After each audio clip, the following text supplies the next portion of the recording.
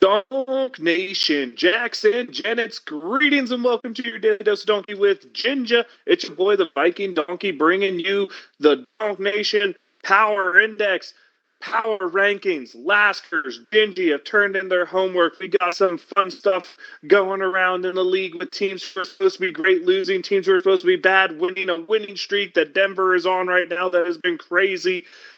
Oh my goodness gracious. Where should we begin? I guess we should just jump into it and go ahead and start off with the power index. This is going week 13. Let's see what teams we have moving. And as always, we'll start at the bottom. And at the bottom, we have a team with a new coach. That is the Carolina Panthers.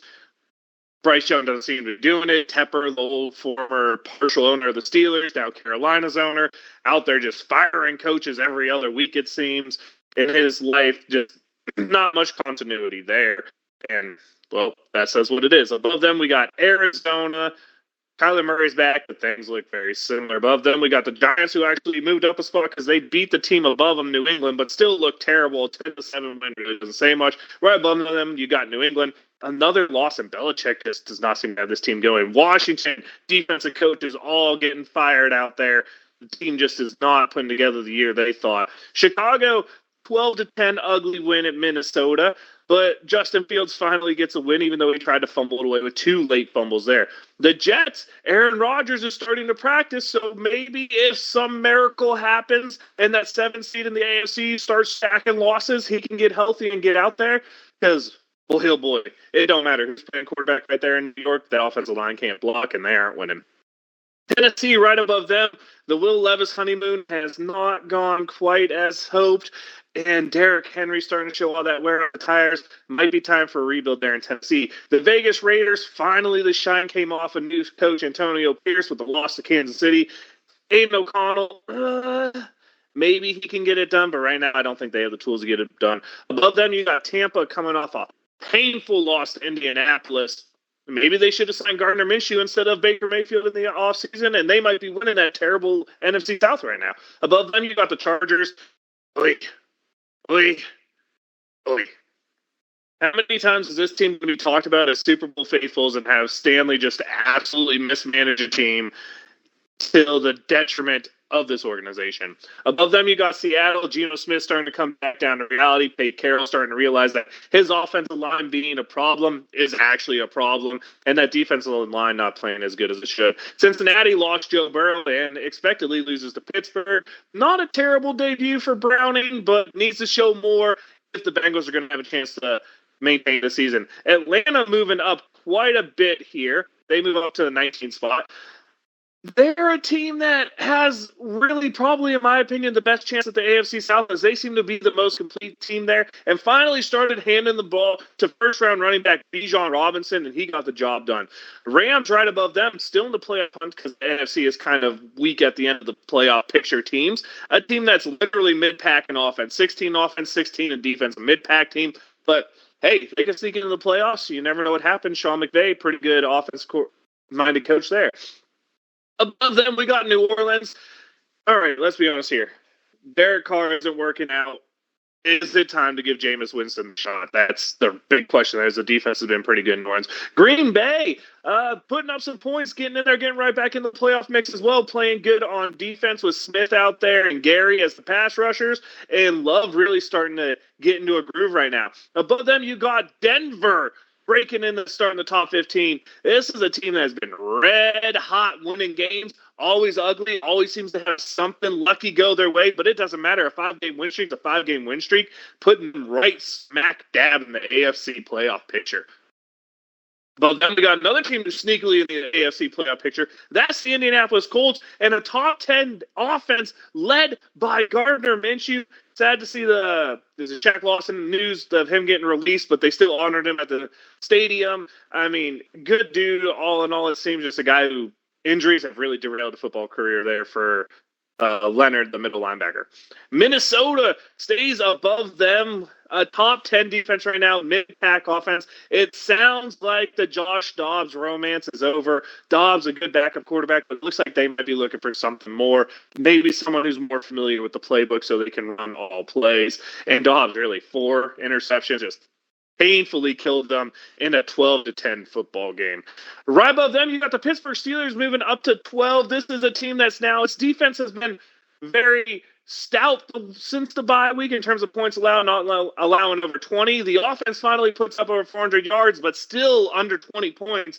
But they're getting buoyed up there by a good record and a top 10 defense right now, coming in fifth in the league in points. Above them, you got the Houston Texans, the teams that beat the snot off the Steelers earlier.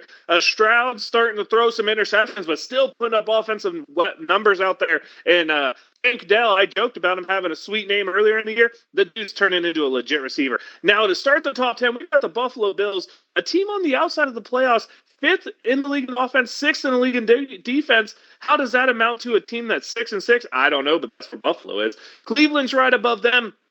Quarterback problems galore. Dorian Thompson-Robinson, I think, is going to miss this week. I heard a lot of talk that Joe Flacco might be taking first-team reps and getting a start out there. Oh, Cleveland, you better hope that defense comes up big and that Myles Garrett injury is not serious. Above them, we got Detroit, bottom-tier defense, top-tier offense. Jared Goff getting it going. Had a bad week last week in their Turkey Day loss, but I don't judge too much about big football.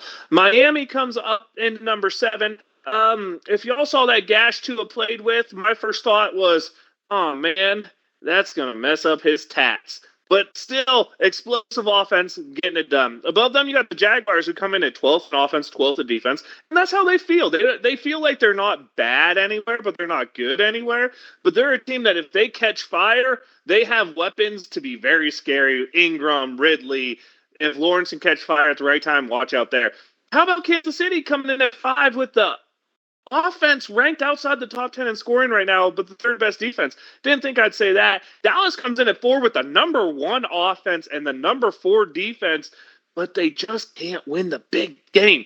Dak, Micah Parsons, Trevon Diggs, y'all need to step it up in a big game. Above them, we have San Francisco, 4th-ranked offense, number 1 defense. When they're healthy, they're the scariest team on the planet outside of maybe Philly, and we'll get to see that matchup soon enough, so hold on to your pants. Let's see if Chase Young is ready to be an addition to that team. Baltimore comes in at number 2, second-best record in the league, 6th offense, second-best defense when it comes to points against expected. The number 2 team now. San Francisco just passed them, but still a great team in there. And Philly comes in at number 1 in the power index for the first time this year. I mean, yeah, they're the 20th ranked defense, but the 3rd ranked team in points. The brotherly shove is just unstoppable short yardage. And I mean, Javon Hargrave's loss is hurting them right now, but this is a team. They go out, beat Kansas City. They go out and they win, beat Dallas. They win those big games. Yeah, it's not always pretty, but it just seems to get done. And right now, until someone says otherwise, Philly has to be the team on top. So let's get into what Gingy have broken down here for us. We'll go through Gingy's really quick. From 10 to 1, we have Cleveland, Pittsburgh, Jacksonville, Dallas, Miami. Top 5 of Detroit, Baltimore, Kansas City, San Fran, and Philly at 1. The teams are all changing at 2 is what I liked about this week. Alaskers has Cleveland, Pittsburgh, San Fran, Dallas, Miami, Jacksonville, Detroit, Baltimore, Kansas City, Philly. Again, really good look out there. That means this week in the Donk Nation Power Index, we go ahead. We start with the Steelers down at 10, staying pat. Cleveland at 9, staying pat. At 8, you're seeing the Dallas Cowboys have a 2-spot slip here just because the other teams tend to be moving up. And that, of course, would be Detroit, losing my mind here. Jacksonville slotting in right above them at 7, staying pat where they were. Coming in at 6, we have your Miami Dolphins up 1 spot from last week. At number 5, we have your Detroit Lions down 3 slots coming off their loss. You have the Kansas City Chiefs coming in at 4, exactly where they were last week. Baltimore, you're sliding down to 3 this week. And a team on the move up is San Fran, just barely off tiebreaker points. And, of course, Philly, your unanimous number 1 this week in the Donk Nation Power Index Power Rankings. I guess that's the Power Rankings. Thank you all for tuning in. That's all I have for this week. I appreciate you all. Make sure to tune in for hopefully a bug cap tomorrow, and then hopefully we're going to add Steelers talk on the weekend. Donk Nation, Steeler Nation, thank y'all for keeping it here. Thank y'all for tuning in. Love y'all. Wave them if you got them. Here we go.